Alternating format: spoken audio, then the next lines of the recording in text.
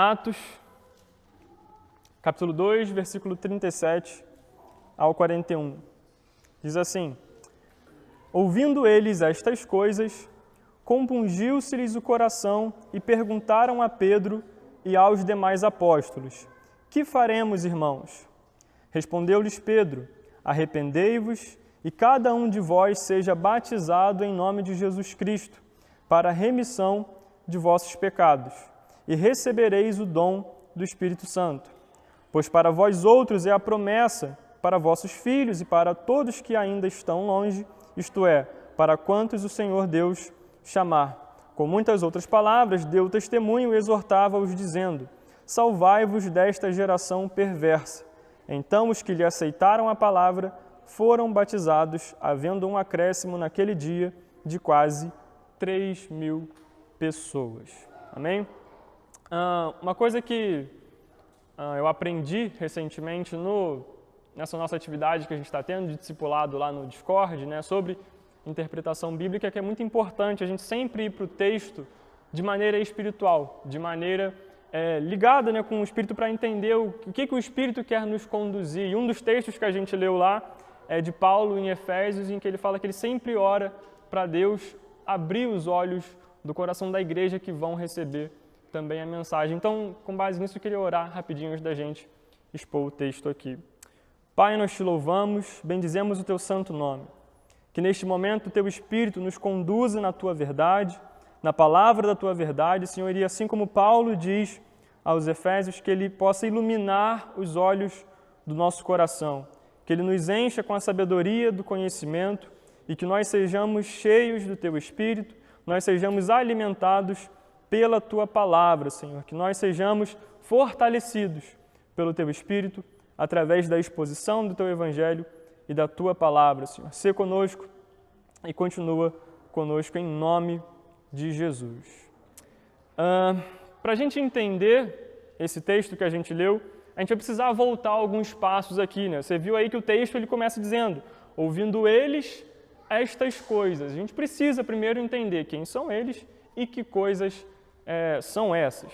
Então, introduzindo rapidamente o livro de Atos, Atos é escrito por Lucas, que na verdade não é um livro independente, mas é um segundo volume de uma obra só. Então, Lucas escreve o Evangelho de Lucas e Atos como um único volume dividido em duas partes, e a gente tem aqui essa segunda parte. Lucas é escrito para contar acerca de Jesus, acerca das obras de Jesus, do seu ministério terreno, e ali a sua ressurreição, né, e o começo do tempo ali que ele ficou ressurreto, os 40 dias ali, e Atos começa dessa parte. Aqui no início de Atos a gente vê ele registrando a grande comissão ali, né, o resultado da grande comissão que Jesus deixa para os seus discípulos, Jesus ascendendo aos céus, o Espírito descendo, e a partir daí os apóstolos indo, avançando, né? Atos dos apóstolos é porque conta basicamente essa progressão, né? Os apóstolos cheios do Espírito recebendo a promessa, avançando e pregando o Evangelho, né? Então Atos foi escrito por Lucas ali por volta de 62, ali acredita-se que ele foi o autor endereçado a Teófilo, né? Não se tem certeza de quem era Teófilo, se já era um novo convertido, alguém que estava curioso sobre a fé cristã, mas Lucas escreve todo esse relato, né, Lucas e Atos, como um meio de registrar todas essas coisas para enviar isso a Teófilo, né, que tinha ali esse desejo de conhecer mais sobre a fé cristã. E uma coisa que é interessante a gente falar é que Atos ele não é um registro histórico, ele não é uma narrativa, ele não é um registro histórico propriamente dito, mas ele conta uma narrativa histórica muito importante para nós. Nas epístolas, né, um pouco mais na frente no Novo Testamento, a gente tem grandes registros, detalhes sobre algumas coisas, sobre o avanço das igrejas, né? A igreja plantada em diversas regiões, a pregação do Evangelho, mas só em Atos a gente tem um registro das primeiras 3 décadas ali da igreja cristã, né, do Novo Testamento, né? Dizem que o Novo Testamento, propriamente dito, começa em Atos, né? Então a gente tem aqui em Atos esse registro desses primeiros dias, dos primeiros passos da igreja, da fundação da igreja primitiva, da igreja como a gente conhece hoje, né, nesse formato. A igreja como o povo de Deus sempre existiu até no Antigo Testamento, mas a igreja como essa organização aqui ela começa. Isso está registrado aqui em Atos e que não tem em outros pontos da Escritura. O livro de Atos, se você for parar para ler, ele tem 3 grandes divisões.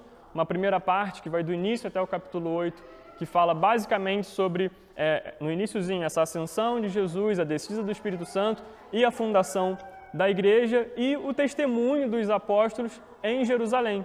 Então, até o capítulo 8, a gente tem ali os relatos dos apóstolos agindo em Jerusalém. Do capítulo 8 ao 12 ali a gente tem os apóstolos, né, indo a Samaria e a Judéia, então avançando já mais um pouco na pregação do Evangelho, principalmente Pedro, e a gente tem nesse período a conversão de Paulo, e do capítulo 13 até o capítulo 28, até o final do livro, a gente tem aí o Evangelho, a propagação do Evangelho até os confins da terra, né, indo para fora de Jerusalém, para fora da Judéia e Samaria, e indo a diversas outras regiões, principalmente pelo ministério de Paulo, né, Paulo e as suas viagens missionárias. Então, esse é o panorama do livro de Atos. O livro de Atos ele registra esse ato, essa propagação do Evangelho e o crescimento da Igreja de Cristo, né? Um comentário que se diz até que o livro não deveria talvez se chamar Atos dos Apóstolos, mas Atos do Espírito Santo. A gente vai ver claramente aqui nesse texto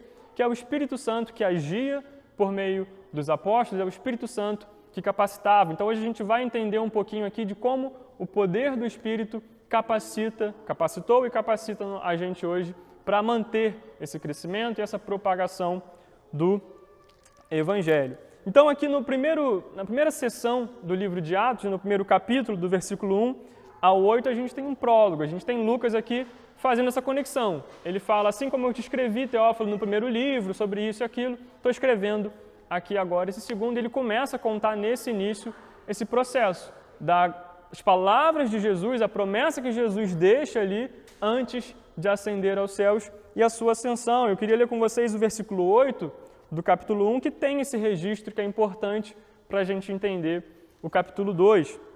No capítulo 1, versículo 8, ele diz, né, Jesus dizendo, mas recebereis poder ao descer sobre vós o Espírito Santo, e sereis minhas testemunhas, tanto em Jerusalém, como em toda a Judéia e Samaria, e até aos confins da terra. Então a gente tem aqui o registro de Jesus falando para os apóstolos dessa promessa, né, de quando o Espírito desceria sobre eles, e aí, a partir disso, eles iriam propagando esse Evangelho a partir dessas regiões. Então aqui, Jesus são as últimas palavras disso. No versículo 9, ele já diz, ditas estas palavras, Jesus foi elevado às alturas. Então, a partir daqui, Jesus ascende aos céus e os discípulos ficam aí com a promessa, por enquanto, da descida do Espírito Santo. Logo depois, no versículo 12, a gente vê os discípulos voltando para Jerusalém, né, entrando ali no cenáculo, e a gente vê a partir do versículo 15,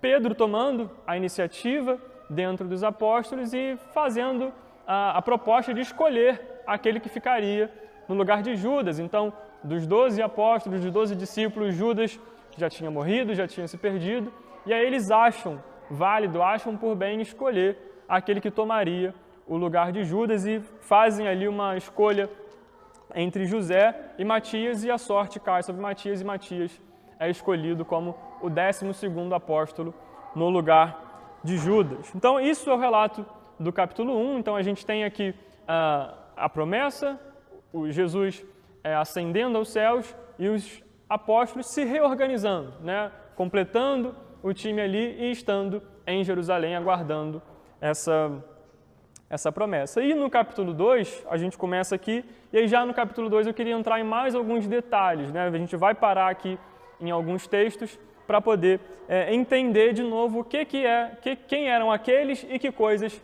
que foram ditas no início do texto que a gente começou a ler aqui. Então, aqui no início do capítulo 2, a gente tem o cumprimento dessa promessa do versículo 8. Né? Ele diz, do versículo 1 ao versículo 4. Vamos ler os 4 versículos aqui, depois a gente volta um pouquinho para falar deles. Diz assim, ao cumprir-se o dia de Pentecostes, estavam todos reunidos no mesmo lugar. De repente, veio do céu um som como de um vento impetuoso e encheu toda a casa onde estavam assentados. E apareceram distribuídas entre eles línguas como de fogo, e pousou uma sobre cada um deles. Todos ficaram cheios, isso aqui é importante, cheios do Espírito Santo, e passaram a falar em outras línguas, segundo o Espírito lhes concedia que falassem. E aqui é importante a gente perceber alguns pontos. É um texto conhecido, eu sei que você já ouviu bastante coisa acerca dele, mas o que está acontecendo aqui é que estavam os discípulos reunidos, acredita-se com os 120 que ele conta no capítulo 1, estavam reunidos e, de repente, ouve-se um som como de um vento muito forte, línguas como de fogo aparecem, e há um fenômeno, esses fenômenos sobrenaturais, que eles começam, além de ouvir esse som, de ver essas línguas como de fogo, também começam a falar em outras línguas. Né? Isso aqui eu acho que você sabe, mas é bom a gente falar que ele não está falando de línguas estranhas. Isso fica claro para a gente no decorrer do texto aqui, a gente vai ver isso, mas não são línguas estranhas, não é aquele dom de línguas que Paulo fala em 1 Coríntios 12 a 14 ali. Aqui eram apenas outros idiomas. E é importante a gente ver essa manifestação aqui do jeito que isso acontece, porque ela tem um propósito. Né? A forma como essa promessa chega nessa forma sobrenatural, ela tem uma explicação. Os apóstolos eles tinham recebido a promessa, como a gente leu lá no versículo 8. É importante que eles tivessem certeza de quando essa promessa teria se cumprido. Então, esses atos visíveis aqui, o vento, o fogo e esse falar em outras línguas, esses fenômenos sobrenaturais que aconteceram ali realmente naquela época, eram para deixar claro de que aquela promessa, o que estava acontecendo ali, era algo sério, era realmente o cumprimento de algo que havia sido prometido. Então, o vento que aparece aqui, entende-se que ele tem uma referência ao próprio Espírito, né? O vento era uma simbologia do Espírito Santo, do sopro, enfim, a mesma palavra aqui, a mesma raiz de palavra que é usada quando se refere ao Espírito. Em João 3, por exemplo, quando Nicodemos questiona Jesus ali, o que eu faço para ser salvo, você tem que nascer de novo, aquela conversa que eu sei que você conhece, ele fala que quem é nascido da carne é carne, quem é nascido do Espírito é Espírito, o homem da carne discerne as coisas da carne, mas o do Espírito discerne as coisas do Espírito, e lá no versículo 8, se eu não me engano, ele diz, porque o vento assopra onde quer, se ouve a sua voz, não sabe de onde vem. Então o vento ele tinha essa conotação também, já era conhecido dessa relação com o Espírito que estava, de fato, descendo aqui nesse momento. O fogo era outra simbologia também que ajudava a evidenciar esse acontecimento. O fogo ele tem essa referência nas Escrituras tanto como juízo e como purificação. Então a descida do Espírito Santo aqui é evidenciada por essas línguas como de fogo, né? Esses fogos que estavam aparecendo ali, também faz referência à descida do próprio Espírito Santo. E, como eu disse, essas línguas que falavam aqui eram outros idiomas, não eram línguas estranhas, mas eram outros idiomas, como a gente vai ver daqui para frente. Então, acontecem esses fenômenos, e aí no versículo 4 ele diz, e todos ficaram cheios do Espírito Santo e passaram a falar em outras línguas, segundo o Espírito Santo lhes concedia. Aqui, quando eu estava lendo, eu disse que é importante a gente perceber esses cheios daqui, porque o texto diz que eles foram cheios, eles não foram batizados pelo Espírito. E há uma diferença importante para a gente pontuar aqui. O que é ser cheio do Espírito e o que é ser batizado pelo Espírito. Batizado no Espírito, a gente tem uma definição, algo que indica para a gente isso, lá em 1 Coríntios 12, 13. Pode colocar para a gente, Gabriel, por favor? 1 Coríntios, capítulo 12, versículo 13 ali. Em que vocês foram inferiores às outras... Ah, não, foi. Beleza. Pois em um só corpo todos nós fomos batizados em um único Espírito, quer judeus, quer gregos, quer escravos, quer livres, e a todos nós foi dado beber de um único Espírito. Então aqui a gente tem o relato de que o que é ser batizado no Espírito. O batismo no Espírito Santo é quando nós somos enxertados no corpo de Cristo. É quando há a conversão, é quando o próprio Espírito nos converte, nos traz ao arrependimento, e aí nós somos inseridos no corpo de Cristo, somos inseridos na igreja. Então o fato de sermos salvos, esse é o próprio batismo do Espírito Santo. E o que ele está tratando aqui é ser cheio do Espírito Santo. Sobre ser cheio, Paulo também fala algo sobre, lá em Efésios, capítulo 5, versículo 18 e 19. Diz ali: não se embriaguem com o vinho, que leva à libertinagem, mas deixem-se encher pelo Espírito, falando entre vocês com salmos e hinos e cânticos espirituais, cantando e louvando de coração ao Senhor. E aqui ele continua no texto falando outras evidências que marcam, que evidenciam o que é uma pessoa cheia do Espírito Santo. E não só nos próximos versículos, mas nas próximas sessões de Efésios. Quando ele trata do relacionamento do esposo com a esposa, quando trata do relacionamento entre os pais e os filhos, entre o servo e o seu senhor, tudo isso está dentro desse contexto daqueles que são cheios do Espírito Santo. Então, ser cheio do Espírito Santo é algo que o Espírito Santo nos capacita para que vivamos uma vida santa. A aplicação de ser cheio do Espírito está ligada à forma como nós vivemos, às ações que nós tomamos. E aqui o que a gente vê é um relato dos apóstolos e daqueles que estavam ali sendo cheios do Espírito Santo, não sendo batizados, não sendo salvos, mas sendo cheios do Espírito Santo. E aí o texto continua, e o que acontece com essa movimentação, com esse alvoroço naquele lugar, um som muito forte, pessoas falando em diversas línguas.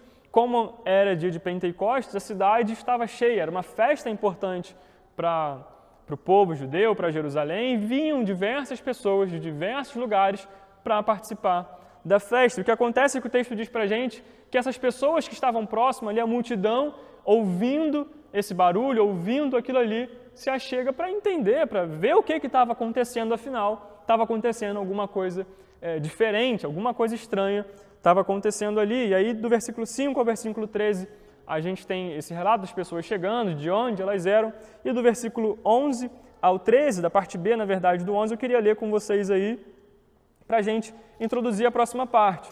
Ele diz no versículo 11, tanto judeus como prosélitos, cretenses e arábios. Então ele está terminando aqui a lista das pessoas que estavam chegando. E aí na parte B ele começa: como os ouvimos falar em nossas próprias línguas as grandezas de Deus. Todos atônitos e perplexos interpelavam uns aos outros: que isto quer dizer? Outros, porém, zombando, diziam: estão embriagados. Então, quando a multidão chega ali, quando eles chegam próximo e veem o que está acontecendo ali, a gente tem algumas reações diversas. E a primeira coisa que eu queria pontuar aqui, que isso aqui é muito interessante. A gente sabe, a gente viu aqui que os apóstolos, aqueles que estavam juntos ali, são cheios do Espírito e começam a falar em outras línguas, ou seja, em outros idiomas. E aqui na parte B ele diz: como os ouvimos falar em nossas próprias línguas, ou seja, ficar claro a questão que são idiomas aqui, as grandezas de Deus. Isso aqui é muito importante, porque quando o Espírito Santo enche alguém, aquilo que sai, aquilo que é falado, não é uma grandeza própria. O Espírito Santo não nos enche, não nos capacita para falar de nós mesmos ou para falar de coisas terrenas. Quando o Espírito Santo enche, capacita alguém para falar das grandezas de Deus. Então, se você vê talvez alguém por aí se dizendo cheio do Espírito e falando algo diferente das grandezas de Deus, tem alguma coisa incoerente por aí. E no versículo 12 ele diz: todos atônitos e perplexos interpelavam uns aos outros, dizendo: o que isso quer dizer? O que está acontecendo aqui? Eu não estou entendendo. Então a gente tem uma primeira reação, que é as pessoas confusas e não entendendo o que estava acontecendo, como que eu estou ouvindo esses galileus falando na minha própria língua. Galileia era uma cidade do interior, gente que tinha um sotaque característico. Então você imagina, por exemplo, um americano chegar aqui no Brasil e ver, por exemplo, um nordestino que tem um sotaque bastante carregado, falando em inglês fluente, assim, como é que eu estou ouvindo ele falando isso? Então era importante, era realmente confuso, como é que esses galileus estão falando na minha própria língua, o que está acontecendo? Essa é a primeira reação. E a segunda reação que a gente vê aqui é no versículo 13. Outros, porém, zombando, diziam: eles estão embriagados, ou seja, eles estão bêbados. Outros, a multidão chega ali, enquanto uns se perguntavam o que estava acontecendo, outros zombavam, escarneciam, falando: não, eles estão bêbados, não é possível, a gente está ouvindo isso aqui, eles estão falando coisa aí diferente, aí está essa confusão aí porque está todo mundo bêbado, era a reação que tem ali. Então a gente entende que enquanto uns simplesmente não entendem, outros já de cara vão zombar daquilo que está acontecendo no meio da igreja, naquilo que está acontecendo no meio do povo cristão e vão realmente impor as suas expectativas ou os seus achismos sobre aquilo que está acontecendo. E é importante a gente ressaltar esse tipo de reação aqui, porque essa reação são esses aqui que estavam zombando, que estavam escarnecendo, estavam falando que aquele pessoal estava bêbado, que vai motivar o primeiro sermão da igreja primitiva. O primeiro sermão de Pedro aqui nos próximos versículos é motivado por esse tipo de reação. Então, aqui do versículo 14 até o versículo 41, lá onde a gente leu, a gente tem um relato aqui do primeiro sermão de Pedro, né? O discurso que Pedro faz aqui para essas pessoas. Dentro desse contexto, a gente tem aqui o relato, e é o primeiro sermão que funda, né? Que institui ali a igreja. Né? Então, a gente tem aqui um relato importante, e é em cima desse discurso de Pedro aqui que eu queria ver em mais detalhes com vocês nessa manhã, para a gente ver o que Pedro falou aqui, né? O que Pedro falou para essas pessoas que teve aquela reação no final, que no versículo 41 a gente vê um acréscimo de quase 3.000 pessoas, aproximadamente 3.000 pessoas sendo convertidas. Qual foi a mensagem que Pedro pregou aqui? O que ele falou? O que tinha nesse discurso para ter um efeito desse sentido? E no versículo 14 ao versículo 21, a gente tem a primeira parte aqui desse discurso de Pedro. Então, no versículo 14, ele diz: Então se levantou Pedro com os 11 e, erguendo a voz, advertiu-os nestes termos: varões judeus e todos os habitantes de Jerusalém, tomai conhecimento disto e atentai nas minhas palavras. E aqui é legal porque a gente vê Pedro tomando essa iniciativa, né? Então, Pedro se levanta, ergue a voz com o apoio dos 11 que estavam ali, né? Os 11 suportando Pedro, dando apoio a Pedro ali. Pedro, no meio daquela confusão, no meio desse escárnio, dessa zombaria, Pedro toma uma iniciativa, toma uma posição de liderança ali. E é importante a gente lembrar quem é esse Pedro que está aqui. Né? Esse Pedro que está aqui é o mesmo Pedro que lá atrás, quando Jesus aparece no meio da tempestade andando por sobre as águas e chama ele para poder sair, ele vai, mas afunda. E aí precisa que Jesus salve ele. Esse Pedro aqui é o mesmo Pedro que antes de Jesus ser levado, né, preso, quando chegam para levar Jesus, Pedro, num ato impulsivo, corta a orelha de Malco, né, tentando salvar Jesus daquilo ali e, de certa forma, atrapalhar aquilo que já estava escrito, aquilo que precisava acontecer. É desse Pedro que era impulsivo que ele está aqui. É o mesmo Pedro que, quando Jesus está para ser crucificado e as pessoas estão procurando ali, pela pergunta de uma pessoa, Pedro, se ele conhecia, se ele andava com Jesus, ele fala que não. Ele nega esse Jesus que ele cortou a orelha do outro para salvar ele nega esse Pedro que está aqui. É o Pedro que, quando Jesus está sendo crucificado, ele não tem coragem sequer de ir lá acompanhar, ele fica de longe olhando a esse Pedro que está aqui. E aqui o discurso que ele faz, a posição que ele toma, não é uma posição tão coerente assim com essas outras atitudes talvez que ele tinha tido aqui, mas louvado seja o Senhor pela mudança que ele faz na vida de Pedro e que faz nas nossas vidas. Então, Pedro vai, a partir de tudo isso que acontece, amadurecendo na fé, amadurecendo como um cristão, e aí aqui ele já entende o chamado, entende a responsabilidade que estava sobre ele e assume aqui essa liderança dos apóstolos. Né? Então, por exemplo, em algumas passagens, quando vai listar os apóstolos, Pedro sempre aparece como o primeiro. No capítulo 1, a gente viu que foi Pedro que tomou a iniciativa para poder escolher um novo apóstolo para o lugar de Judas. Então, a gente tem agora aqui Pedro, que apesar de todo esse histórico dele não tão agradável assim, entendeu o seu chamado e assumiu essa responsabilidade. É esse Pedro que está aqui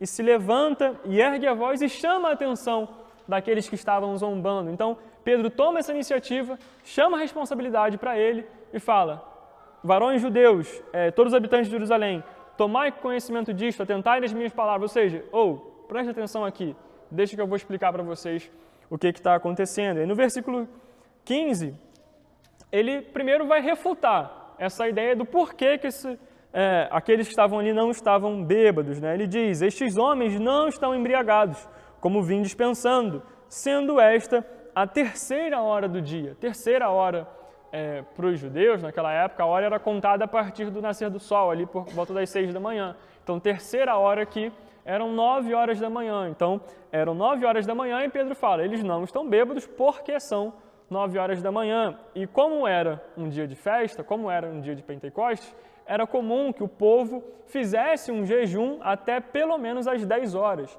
Então, se era um dia de festa, não eram 10 horas ainda eram 9, como que esse pessoal vai estar bêbado se está todo mundo em jejum? Então, Pedro, a primeira coisa que ele faz é já quebrar a ideia que o pessoal estava falando, que esses que zombavam, que estavam escarnecendo, falava acerca desse acontecimento. Então, ele já fala, vocês estão errados, são 9 horas ainda e não tem ninguém bêbado aqui. É isso que Pedro está falando. E aí, no versículo 16 ao versículo 21, Pedro vai explicar o que está acontecendo, fazendo referência a uma profecia do Antigo Testamento. Pedro vai citar aqui a profecia lá de Joel, do capítulo 2, do versículo 28 ao 32, que vai evidenciar, deixar claro, né, e falar o motivo, que aquilo que estava acontecendo ali não era um acaso, não era simplesmente algo aleatório, mas era algo já profético, algo que já tinha sido profetizado, inclusive, no Antigo Testamento. No 16 ele diz,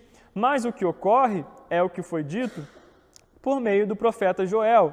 E acontecerá nos últimos dias, diz o Senhor, que derramarei do meu espírito sobre toda a carne. Vossos filhos e vossas filhas profetizarão. Vossos jovens terão visões e sonharão vossos velhos. Até sobre os meus servos e sobre as minhas servas derramarei do meu espírito naqueles dias e profetizarão. Mostrarei prodígios em cima no céu e sinais embaixo na terra, sangue, fogo e vapor de fumaça. O sol se converterá em trevas e a lua em sangue, antes que venha o grande e glorioso dia do Senhor. E acontecerá que todo aquele que invocar o nome do Senhor será salvo. Então, o que Pedro faz aqui, ele recupera, ele cita aqui uma profecia do Antigo Testamento e explica aquilo que estava acontecendo, esse movimento que estava acontecendo ali, como o cumprimento dessa profecia. A gente tem alguns pontos aqui que é legal a gente considerar, é que quando Pedro, no versículo 17, ele diz, e acontecerá nos últimos dias, esse nos últimos dias não tem na profecia original. Pedro coloca isso aqui, acrescenta isso aqui, para dizer que nesses últimos dias, ou seja, daquele momento ali, na época em que Pedro está vivendo, naqueles dias ali, eram os últimos dias. Naquele momento se cumpria essa profecia, se cumpria essa promessa. E se cumpriu ali e parou. Quando é os últimos dias? Até hoje. Os últimos dias começa aqui, né, nesse momento, e vai até o grande e glorioso dia do Senhor, até a volta de Cristo. Todo esse período são os últimos dias. Nós estamos nos últimos dias, né? Então Pedro acrescenta isso aí para dar essa ideia de que a partir dali isso já estava se cumprindo e não que ainda iria se cumprir, né? E ele diz, como lá no texto da profecia original, que o Senhor derramarei do meu espírito sobre toda a carne. E logo na frente ele fala que os jovens terão visões e os velhos sonharão.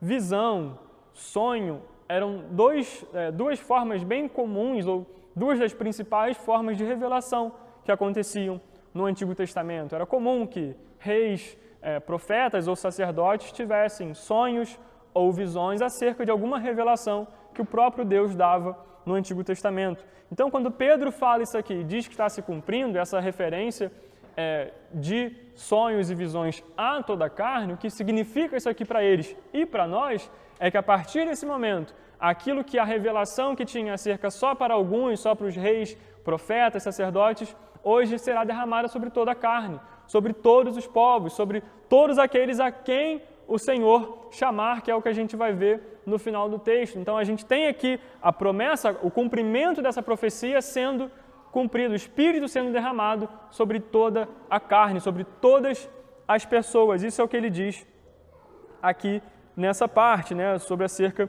dessa toda a carne e desses sonhos e visões. No versículo 18 ele diz: até sobre os meus servos e sobre as minhas servas derramarei do meu espírito naqueles dias e profetizarão. Esse profetizarão aqui também não tem lá no texto de Joel, também é um acréscimo, isso aqui é importante, é um acréscimo inspirado.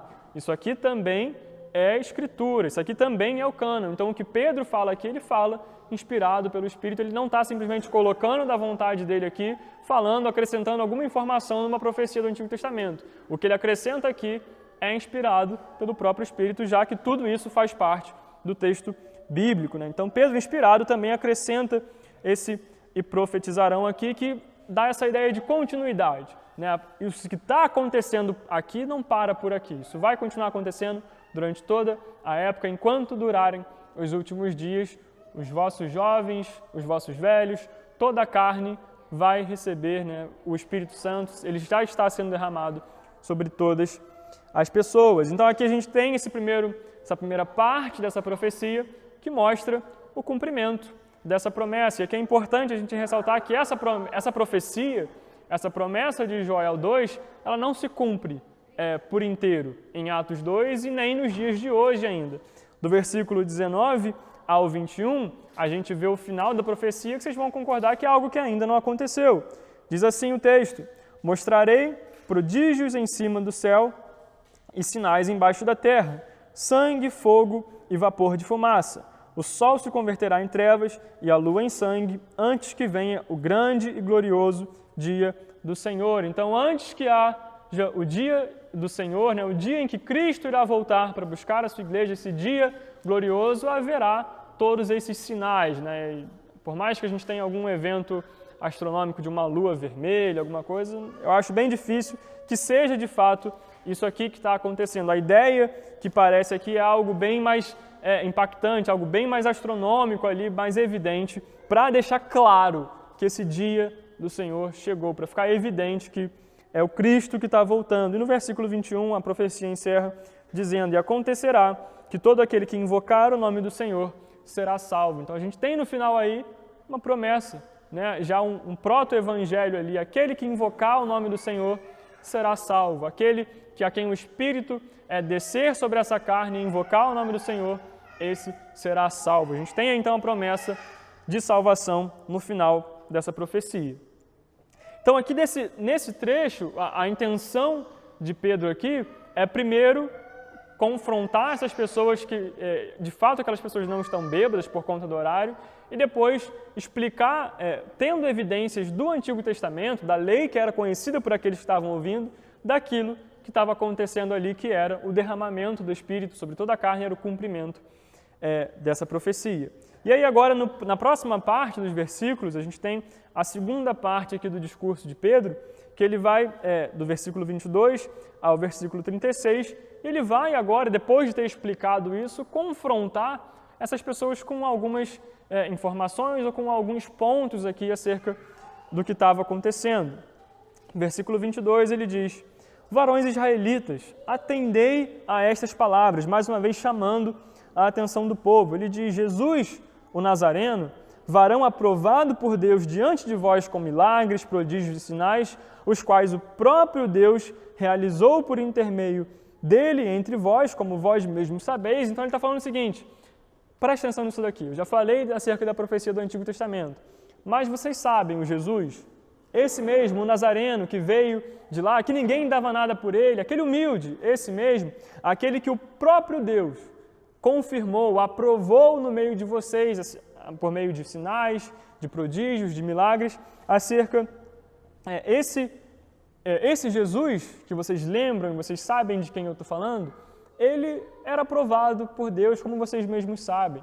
Vocês foram alimentados por ele, vocês foram curados por ele, vocês viram esses milagres, vocês participaram disso, vocês sabem de quem eu estou falando. Esse Jesus que é o Nazareno, o humilde, ele era aprovado por Deus, o próprio Deus que realizava estas coisas por meio dele, né? Então é o que ele está falando aqui, ele está apresentando a figura de Jesus. Aí no 23 ele continua: sendo este Jesus o Nazareno, sendo este entregue pelo determinado desígnio e presciência de Deus, vós o matastes, crucificando-o por mãos de iníquos. E aqui a gente tem um versículo que é riquíssimo para a gente parar nele aqui. Primeiro, o fato de Pedro deixar claro aqui que esse Jesus, ele foi entregue. Ninguém pegou ele à força, ninguém matou ele à força, mas pela própria vontade de Deus, pelo próprio plano, decreto de Deus, este Jesus foi entregue. A gente vê a soberania de Deus aqui de forma evidente, cristalina. Foi Deus quem entregou Jesus Cristo para morrer. Por outro lado, ele continua dizendo, este que foi entregue, vós o mataste, vocês que crucificaram. Então a gente vê aqui claramente aquela relação entre a soberania de Deus e a responsabilidade humana. Deus entrega Jesus, mas quem mata Jesus foram aquelas pessoas, foram eles. Então diz, vós o matastes, crucificando-o por mãos de iníquos, ou seja, pela mão dos romanos. Não foram nem vocês mesmos que mataram, mas deram Jesus para ser morto no meio de pagãos, dos romanos. Então é isso que Pedro está falando. Esse Jesus, o Nazareno, que vocês viram, que fez os sinais ali, ele foi entregue por Deus, mas foram vocês que mataram. O primeiro ponto que a gente vê nesse discurso de Pedro é a morte de Jesus. Então Pedro lembra de Jesus e fala sobre a morte e, além disso, diz quem é o culpado por ela. Fala, foram vocês que mataram Jesus, vocês que crucificaram ele. E aí no versículo 24 ele continua, ao qual, porém, Deus ressuscitou, rompendo os grilhões da morte, porquanto não era possível fosse ele retido por ela. Então a gente vê Deus, num primeiro momento, pela sua própria vontade, entregando Jesus, Jesus sendo morto por aqueles homens, os homens são culpados da morte, mas a gente vê no versículo 24 Pedro falando o que acontece depois, porém, Deus ressuscitou. Então, por que Deus entrega Jesus para ser morto? Porque era da vontade dele ressuscitar esse Jesus. Então, Pedro fala isso, ao qual esse foi Deus quem ressuscitou. Deus manifesta o seu poder, manifesta a sua ação ali por meio da ressurreição de Cristo que vocês mataram. Afinal, a morte não poderia contê-lo. Ele era o próprio Deus, era o Deus encarnado, o Filho de Deus, que não poderia, era impossível que a morte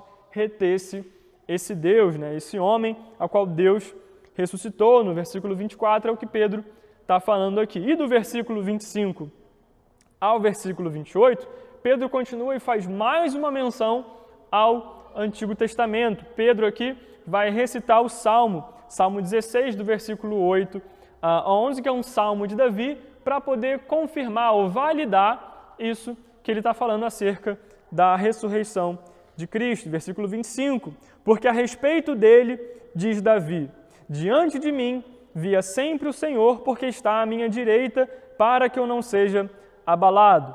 Por isso se alegrou o meu coração e a minha língua exultou. Além disso, também a minha própria carne repousará em esperança, porque não deixarás a minha alma na morte, nem permitirás que o teu santo veja corrupção. Fizeste-me conhecer os caminhos da vida e encher-me-ás de alegria na tua presença. Então Pedro aqui ele faz essa citação desse salmo, um salmo de Davi, falando acerca disso aqui. É muito legal, porque Pedro ele cita o salmo e ele mesmo explica. No versículo 29 e 30 aqui, ele vai explicar nos próximos versículos o que significa esse salmo. Isso aqui é um exemplo claro daquilo que na teologia a gente chama de teologia bíblica, é quando a Bíblia interpreta a própria Bíblia. Então a gente tem Pedro aqui interpretando um salmo, e no 29 ele diz, irmãos, seja-me permitido dizer-vos claramente a respeito do patriarca Davi. Primeiro que ele morreu e foi sepultado, e o seu túmulo permanece entre nós até hoje. Davi era alguém importante na cultura judaica. Davi era tido como um dos principais personagens do Antigo Testamento, era bem valorizado nesse sentido. E esse Davi, que era valorizado, Pedro diz, ele falou aqui nesse salmo dele que a alma dele não ia ficar na morte, que o corpo dele não ia ficar na corrupção, porém, esse mesmo Davi morreu. Morreu, foi sepultado e, além do mais, está entre nós até hoje. Se vocês forem lá no túmulo dele, vai estar lá em decomposição, mas está lá. Então a primeira coisa que ele fala, Davi, ao contrário de Cristo, que Deus ressuscitou, está morto e está morto até hoje. O seu túmulo permanece entre nós até hoje. Porém, no versículo 30, sendo, pois, profeta, e sabendo que Deus lhe havia jurado que um de seus descendentes se assentaria no seu trono, ou seja, que ele está fazendo referência ao Salmo 132, se eu não me engano, que fala de uma promessa de que o descendente de Davi se assentaria num trono, então ele trata aqui Davi como um profeta por conta desse Salmo. No versículo 31 ele explica de vez isso, prevendo isso, sabendo que um descendente seu é que se assentaria no seu trono, referiu-se à ressurreição de Cristo, que nem foi deixado na morte e nem o seu corpo experimentou corrupção. Então esse salmo que ele cita aqui, o Salmo 16, que Davi faz esse salmo, Davi não estava falando dele mesmo. Isso aqui Davi já estava falando sobre o seu descendente, sobre aquele que de fato poderia ter esse comportamento de que a alma não seria deixada na morte, aquele que morreria, mas depois de 3 dias ressuscitaria pela vontade de Deus, aquele que o corpo não conheceria a corrupção, que ao contrário de Davi, que estava se corrompendo, se deteriorando durante todo esse tempo e está até hoje, Jesus não. Jesus é ressurreto e tem um corpo glorificado que não tem mais corrupção, um corpo perfeito. É isso que Pedro fala aqui acerca dessa ressurreição de Cristo. Então, o primeiro ponto da mensagem de Pedro é sobre a morte de Cristo.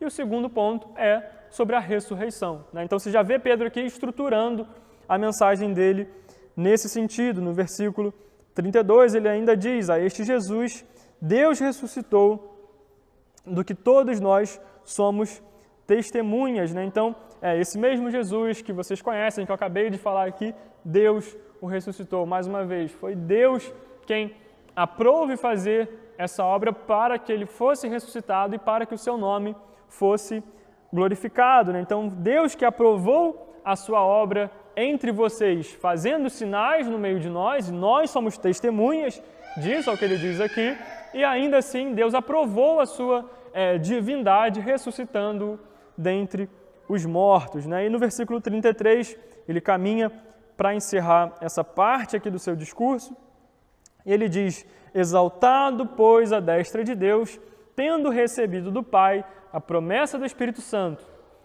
e derramou isto que vedes e ouviu. Então Pedro fala da morte, Pedro fala da ressurreição, e agora ele fala do último ponto desse discurso, que é a exaltação. Esse mesmo Jesus, ele agora está exaltado à destra do Pai. Sobre a exaltação de Cristo, é legal a gente ver o texto bastante conhecido, lá de Filipenses 2, Filipenses capítulo 2, do 9 ao 11, que Paulo fala com mais detalhes acerca dessa exaltação. Então Paulo diz: por isso Deus o exaltou, ou seja, a Cristo, a mais alta posição. Ele deu um nome que está acima de todo nome, para que ao nome de Jesus se dobre todo joelho, nos céus, na terra e debaixo da terra, e toda língua confesse que Jesus Cristo é o Senhor, para a glória de Deus Pai. Então, por que Deus exaltou Jesus? Por que Deus o colocou à sua destra? Por que ele exaltou e deu um nome acima de todo nome? Para que toda língua confesse, todo joelho se dobre, para a glória de Deus Pai. Todo esse plano, a morte, a ressurreição e a exaltação, esse ápice da obra redentora é para a glória de Deus Pai. A exaltação que tem aqui, essa obra de exaltação que Deus faz em Cristo, é para a sua própria glória. E Pedro encerra aqui essa parte, dizendo: foi sendo exaltado, destra de Deus, tendo recebido do Pai a promessa do Espírito Santo,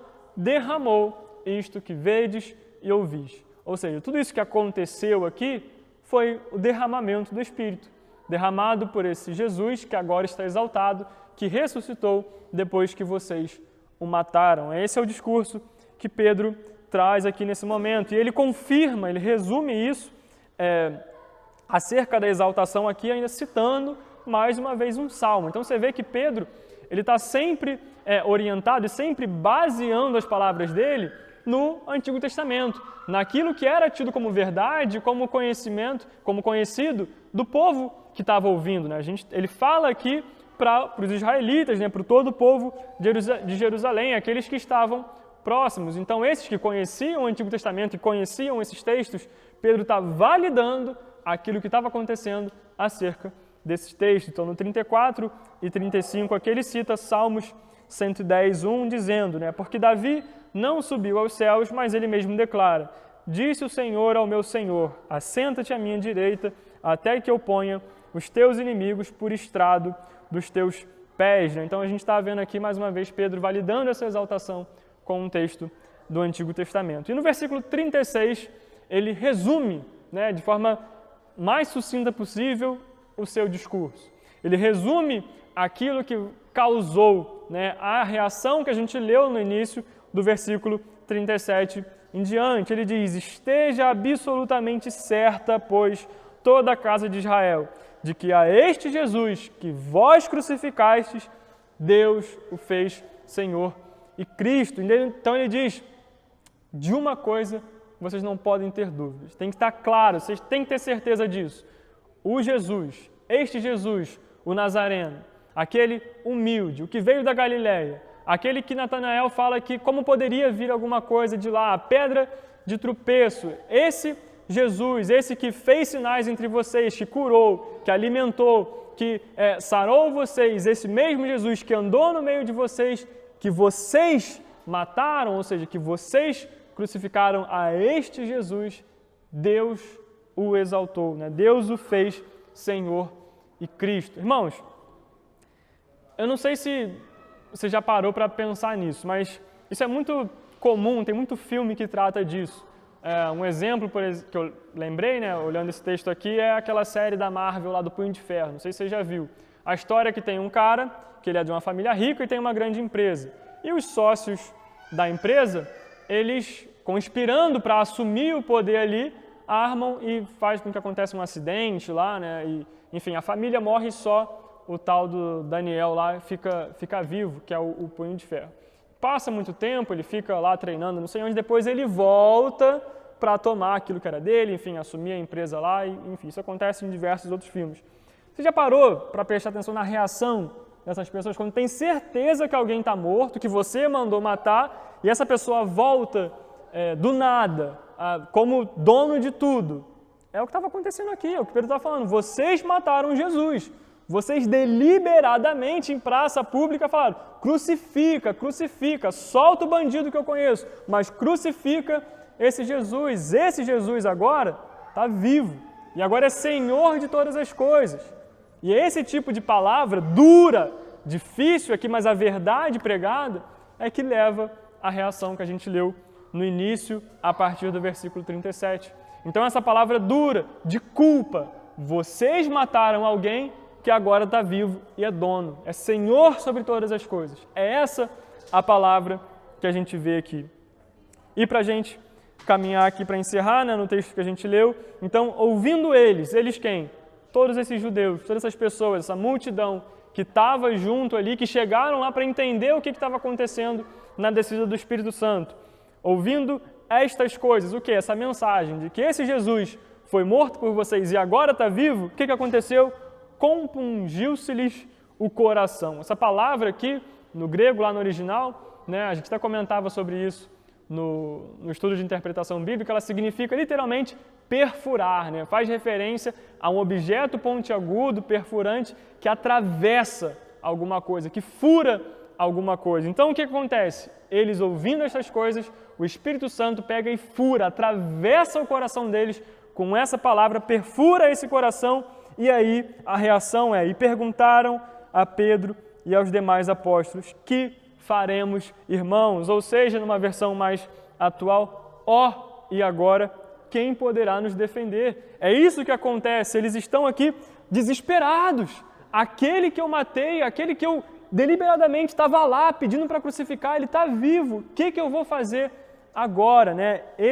Essa é a reação que há no meio dessas pessoas quando ouvem essa palavra. Né? E aí o texto continua dizendo, respondeu-lhes Pedro. Primeiro ponto, arrependei-vos e cada um de vós seja batizado em nome de Jesus Cristo para a remissão dos vossos pecados e recebereis o dom do Espírito Santo. Primeiro ponto, para quando alguém ouve a mensagem do Evangelho e fica sem saber o que fazer, né? E aqui é legal que eles perguntam, o que a gente vai fazer? Como se eles pudessem fazer alguma coisa. Né? sempre que há a pior resposta para alguém que está numa situação dessa é falar que ela precisa fazer alguma coisa para sair da situação que ela mesma se colocou, né? Ela estava lá, pediu para matar Jesus e tal, mas não é ela que sai dessa situação. Mas o primeiro passo que ela precisa fazer é se arrepender, né? O arrependimento é a marca, talvez, umas principais marcas de uma conversão genuína. É o arrependimento que vai dizer de fato se aquela reação que ela está tendo é verdadeira ou não. Tem uma frase de um escritor aqui, que é o Albert Barner, que ele diz o seguinte: o falso arrependimento teme as consequências do pecado. O verdadeiro arrependimento teme o próprio pecado. Então, quando Pedro fala aqui para eles se arrependerem, Pedro está falando desse verdadeiro arrependimento. Ele não está falando aqui para o povo ficar com medo ou temer o que esse Jesus que eles achavam que estava morto e agora é Senhor sobre todas as coisas poderia fazer com a vida deles. Poderia destruir a vida deles. Pedro não está falando para eles se arrependerem com medo disso, mas esse arrependimento que Pedro fala aqui é o verdadeiro. É a mudança de mente, é a mudança de caminho, né? É a mudança de não se arrepender do que aconteceria com eles, o medo do que aconteceria, mas se arrependessem daquilo que eles mesmos fizeram, do pecado que eles mesmos cometeram. Então, a primeira resposta que a gente tem aqui de Pedro é esse chamado ao arrependimento. E depois disso, cada um de vós seja batizado. O batismo, como você sabe, se você viu, inclusive, o nosso estudo do batismo lá, você sabe do que eu estou falando, ele é uma confissão pública da fé que a gente professa, né? Então, você pensa, você tem um cenário aqui em que chegou um cara, começou a arrecadar um monte de gente atrás dele, seguindo aquilo que ele falava, fazendo um monte de coisa, criando um alvoroço. Esse cara morre, dizem que ele ressuscitou, sobe aos céus, de fato o túmulo está vazio, e tem um monte de gente ainda seguindo ele. Para o contexto da época, aqui, esse pessoal que seguia o caminho, né, que era essa seita, era tratado nesse sentido. Era uma seita, era algo que era complicado você dizer que fazia parte, né? A gente vê depois daqui perseguições que chegam por conta disso. Então, o ato de ser batizado publicamente ali, de você assumir que você está de acordo com esses ensinamentos, era algo delicado, era algo que tinha um impacto direto na vida da pessoa que fazia disso. Então, poderia ser muito confortável para Pedro falar assim: arrependam-se no seu coração, Deus conhece o seu coração, Ele sabe o que você pensa aí dentro, só que não para por aí. Precisa haver sim um arrependimento interior, precisa haver um quebrantamento que o Espírito Santo faz, mas isso precisa ser externalizado na vida como vivemos. Nós precisamos que, pelo batismo aqui, que é esse símbolo, né, dessa confissão pública, desse arrependimento interior, mas a nossa vida precisa ser marcada por esse arrependimento que nós tivemos. Então Pedro fala: arrependei-vos e sejam batizados em nome de Jesus Cristo, é que ele diz para a remissão dos vossos pecados. Né? O para aqui, na verdade, ele é melhor traduzido, né? Acredita-se não para, mas por causa da remissão de pecados. Né? Numa primeira leitura superficial, parece que dá a entender que é o batismo que reme pecados, mas não, a pessoa se arrepende, o Espírito Santo já age nela, os pecados delas são remidos, há remissão de pecados e por causa dessa remissão há o batismo. Então é importante não confundir aí, né, a ordem dessas coisas. E depois disso recebereis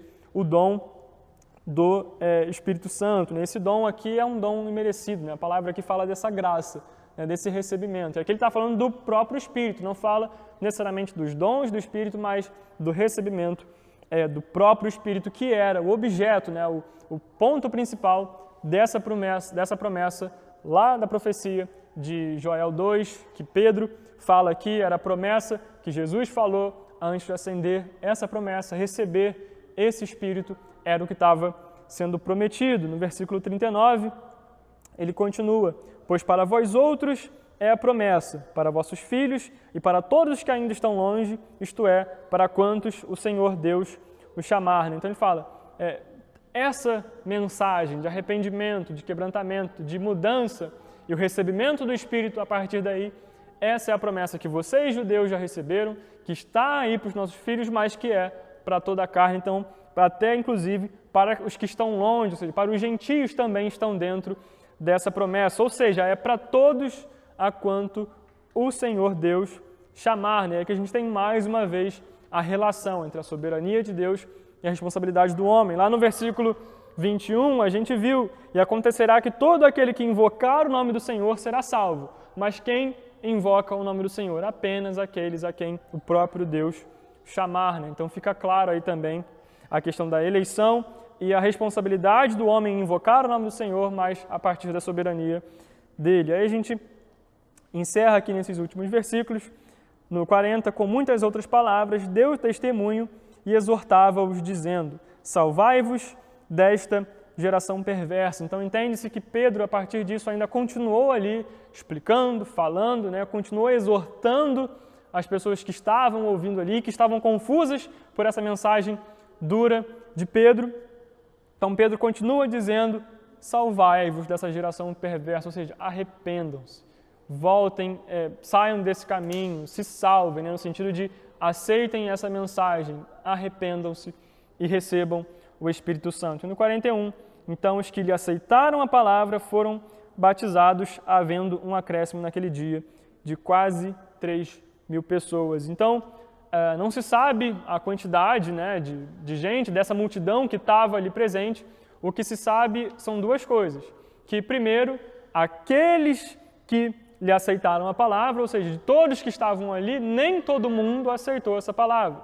Alguns aceitaram essa palavra e esses que aceitaram se converteram, foram batizados de fato e eram quase 3.000 pessoas. Como eu disse, a gente não sabe a proporção, se eram 3.000 de 4.000, se eram 3.000 de 30.000, enfim, não se sabe, mas de fato a gente tem aí um crescimento, né, um acréscimo expressivo de um número grande de pessoas e que formam, né, essa comunidade agora vai formar, e a gente vê do versículo 42 ao final do capítulo, no versículo 47, o relato dessas pessoas que ouviram essas palavras, como que elas viviam, perseverando na oração, dividindo as coisas, né, e no final do capítulo, né, no versículo 47, ele diz lá, louvando a Deus, contando com a simpatia de todo o povo, e o finalzinho é importante. Enquanto isso, acrescentava-lhes o Senhor dia a dia os que iam sendo salvos. Então, o próprio Deus ia crescendo, né, acrescentando na sua igreja, acrescentando no seu povo aqueles que iam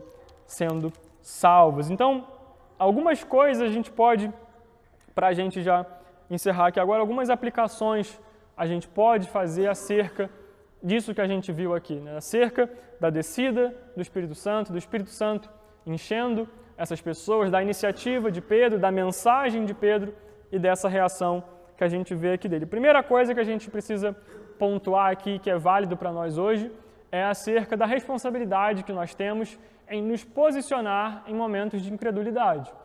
Pedro chegou ali e viu que existiam céticos, existiam pessoas zombando daquilo que era a obra do Espírito, aquilo que era a ação do próprio Espírito, e Pedro toma essa iniciativa e faz essa defesa, né? E fala ali, toma iniciativa e se posiciona contra essa incredulidade, né? Quantas vezes a gente, por diversos motivos, estamos cercados de falas desse tipo. Às vezes você não vai ouvir que o que está acontecendo aqui, a gente não vai estar sendo chamado de bêbado, mas você vai falar que a gente é louco, você vai ouvir, né, que a gente é louco, que isso é loucura, que o que a gente faz aqui não faz sentido, que essa palavra aí, esse livro que está escrito aí é um livro como qualquer outro. A gente, diversas vezes, a gente ouve isso e muitas vezes a gente não nos posiciona. E a gente aprende aqui com a reação de Pedro que é a nossa responsabilidade, sim. A gente tem a mensagem da verdade, a gente tem a própria verdade em nós, o Cristo habitando-nos pelo Espírito. A gente tem essa mensagem, a nossa responsabilidade, comunicar a essas pessoas que estão sendo céticas, né, ou que estão sendo incrédulas. Um outro ponto é que, como a gente vê, a mensagem de Pedro ela não é nada de outro mundo, ela não é nada revolucionário. Ela fala do que aconteceu, da morte, da ressurreição e da exaltação de Cristo. Esses são os 3 pontos principais da mensagem de Pedro e são os 3 pontos principais da mensagem do Evangelho.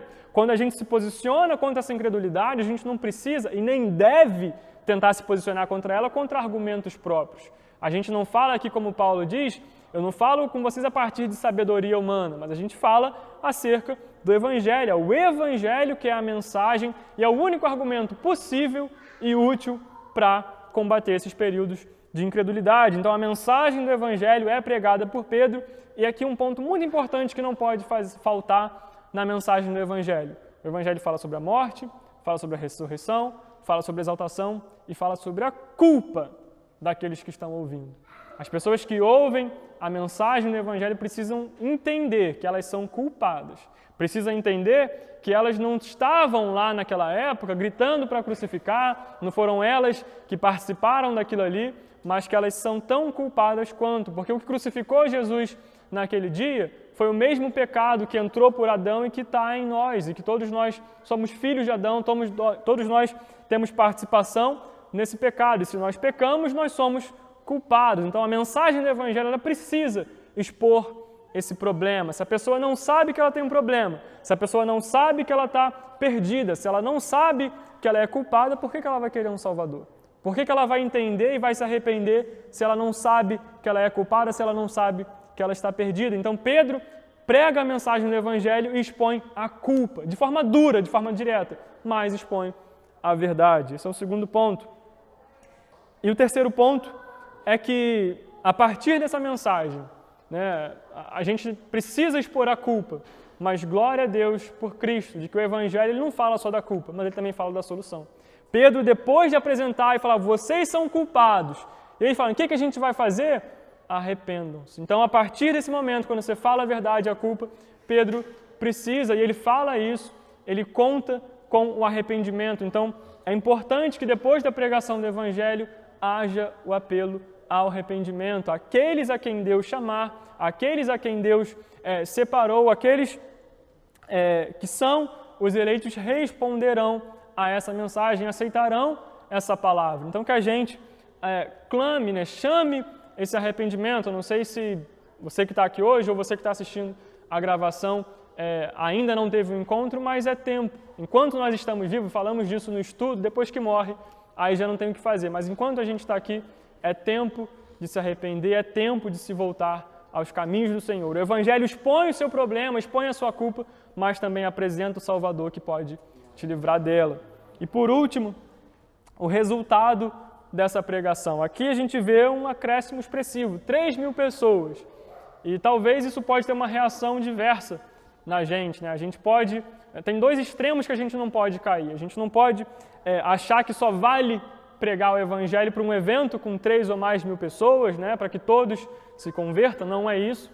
E também a gente não pode achar que quando eu falo para uma pessoa, essa pessoa não vai ouvir, não vai se converter. Então a gente precisa tomar esse cuidado e não nos deixar levar, de que a pregação do Evangelho ela não vê número, ela não vê quantidade, não é a gente que salva e não é o que a gente fala, mas é o Espírito Santo. Você pode falar com 3 palavras, como você pode explicar 3 horas explicando algo, uma pessoa falando acerca daquilo. Se o Espírito Santo tocar no coração dela, perfurar o coração dela com a verdade, ela vai aceitar a palavra e aí vai fazer parte do corpo de Cristo. Então, que essa palavra, que essa verdade habite em nossos corações, que a gente aprenda com esse primeiro discurso. A igreja foi fundada dessa forma, com a pregação do Evangelho, expondo a culpa do ouvinte e apresentando a salvação que há em Cristo Jesus. Que a gente esteja com isso em prática nos nossos dias e que o Espírito Santo nos conduza para continuar nessa responsabilidade até o grande e glorioso dia do Senhor, pregarmos o Evangelho a toda criatura. Amém?